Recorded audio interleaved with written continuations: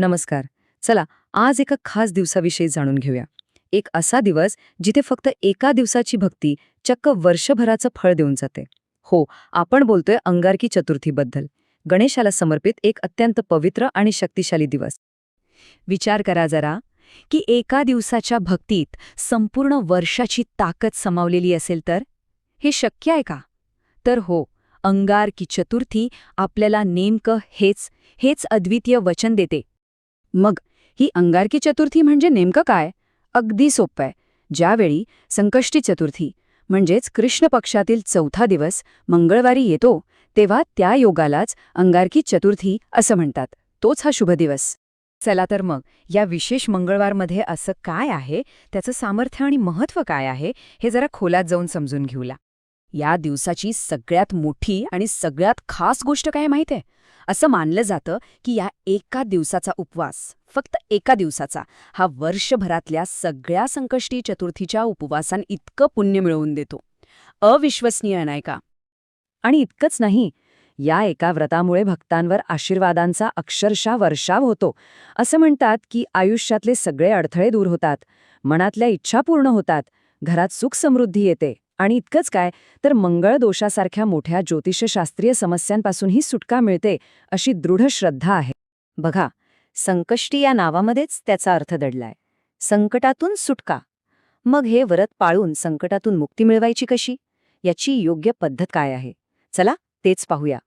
या व्रताचं पालन एका विशिष्ट क्रमाने केलं जातं. सगळ्यात आधी दिवसाची सुरुवात होते सकाळी लवकर उठून, स्नान करून आणि गणपती बाप्पाच्या पूजेने. मग दिवसभर उपवास आणि संध्याकाळी चंद्र उगवल्यावर चंद्राची पूजा करून मगच हा उपवास सोडला जातो. आता उपवास कसा करायचा, याचेही दोन मुख्य मार्ग आहेत. काही भक्त अगदी कठोरपणे, म्हणजे पाणी न पिता निर्जल उपवास करतात. तर काही जण फळं, दूध किंवा मग आपली आवडती साबुदाणा खिचडी खाऊन थोडा सोपा, म्हणजे आंशिक उपवास करतात. आणि हो, या व्रताची पवित्रता जपण्यासाठी काही गोष्टी कटाक्षाने टाळाव्या लागतात. उदाहरणार्थ, मद्यपान, धूम्रपान आणि विड्याची पानं किंवा सुपारी खाणं. या गोष्टींना या दिवशी सक्त मनाई असते. तर सूर्योदयापासून चंद्रोदयापर्यंतचे विधी आपण समजून घेतले. पण मनात प्रश्न येतोच की या दिवसाला इतकं महत्त्व का बरं आहे? तर यामागे एक खूप सुंदर पौराणिक कथा आहे. मग काय आहे या शक्तिशाली दिवसामागची कथा? चला, ऐकूया ती रंजक पौराणिक कथा. ही कथा आहे अंगारकाची. अंगारक हे भारद्वाज ऋषींचे पुत्र होते आणि त्यांचं पालनपोषण स्वतः पृथ्वी मातेने केलं होतं. त्यांनी अनेक वर्ष गणेशाची इतकी कठोर तपश्चर्या केली की अखेर त्यांच्या भक्तीनं गणेश प्रसन्न झाले. आणि तो दिवस होता माघ महिन्यातील कृष्ण पक्षाची चतुर्थी. त्याच दिवशी गणेश त्यांच्यासमोर प्रकट झाले. आणि तो क्षण खरोखरच सगळं बदलून टाकणारा होता. गणेशाने प्रसन्न होऊन त्यांना वरदान दिलं. मंगळदेवाला त्यांनी अंगारक असं नवं नाव दिलं आणि घोषित केलं की ज्या दिवशी ही भेट झाली तो दिवस इथून पुढे अंगारकी चतुर्थी म्हणून ओळखला जाईल. आणि या दिवशी जे भक्त व्रत करतील त्यांच्या सगळ्या इच्छा पूर्ण होतील.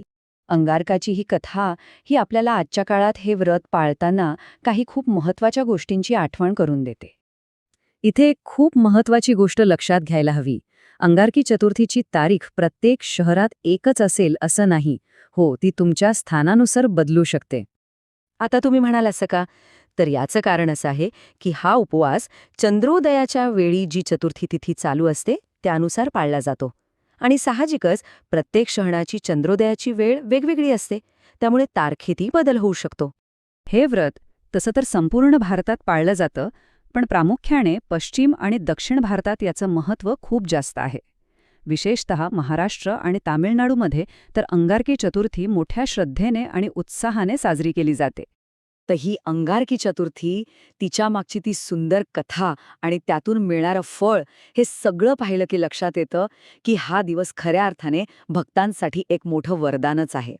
आणि शेवटी हा एक विचार करण्यासारखा प्रश्न आहे नाही का, की भक्तीची एक प्राचीन कथा जी कित्येक युगांपूर्वी घडली, ती आजही लाखो लोकांना श्रद्धा आणि आशेने जगण्याची प्रेरणा कशी काय देऊ शकते?